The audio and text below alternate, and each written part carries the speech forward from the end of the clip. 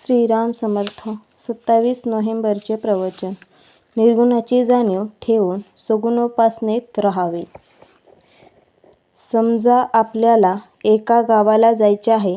त्या गावाला जाणारी आगगाडी धरून आपण तिची संगती करतो. आपले गाव आले की आपण गाडी सोडतो. हे जसे खरे, त्याचप्रमाणे निर्गुण हे आपले साध्य असले तरी आज आपल्याला सगुणच खरे मानून त्याची संगती केली पाहिजे. निर्गुणाशिवाय सगुण खरे नाही ही गोष्ट खरी, पण सगुण खरे धरून चालल्याशिवाय निर्गुणापर्यंत पोहोचता येणार नाही हेही तितकेच खरे. सगुणोपासनेत स्वतःचा विसर पडला की एकीकडे मी नाहीसा होतो आणि दुसरीकडे देव नाहीसा होतो आणि शेवटी परमात्मा शिल्लक उरतो. म्हणूनच आपण निर्गुणाची ओळख करून घेऊन सगुणात राहावे. स्वतःचा विसर जर रामाच्या पूजनात पडू लागला तर निर्गुण आणखी दुसरे कोणते राहिले? परंतु ताप आलेल्या माणसाला ज्याप्रमाणे सर्व कडूच लागते, त्याप्रमाणे आमची वृत्ती विषयाकार झालेली, तिला सगुण निर्गुण दोन्ही कुठे गोड लागतात. सगुणाशिवाय निर्गुण उपासना करतो म्हणतो, त्याला त्याचे मर्मच नाही कळले.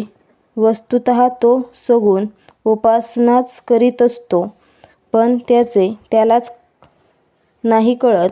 स्थलात आणि कालात जे देवाला आणतात त्यांनी त्याला सगुणात नाही आणले या म्हणण्यात काय अर्थ आहे?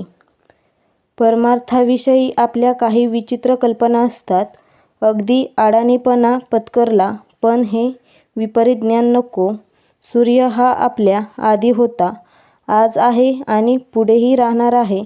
तो नेहमीचाच असल्यामुळे त्याचे अस्तित्व आपल्या ध्यानात येत नाही. त्याच्याकडे आपण दुर्लक्ष करतो. भगवंताच्या बाबतीत आपले तसेच घडते.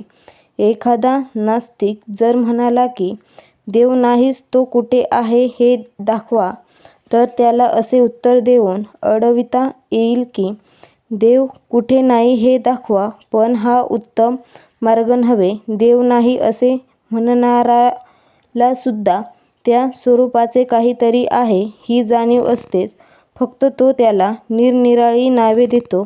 निसर्ग, भक्ती, सत्ता अशी नावे देऊन तो त्यांचे अस्तित्व मान्य करतो, पण देव नाही असे तो म्हणतो.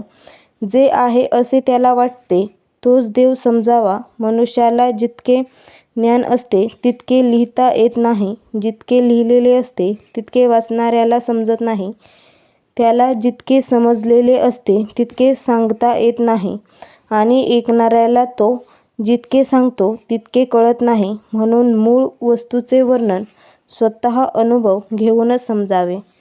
परमात्मा कर्ता आहे हे समजून आपण आजचे कर्तव्य करीत राहावे. आजचा बोध. निर्गुण हे दिसत नाही, कळत नाही, म्हणून ते अवताररूपाने अथवा संतरूपाने सगुणरूप घेऊन येते.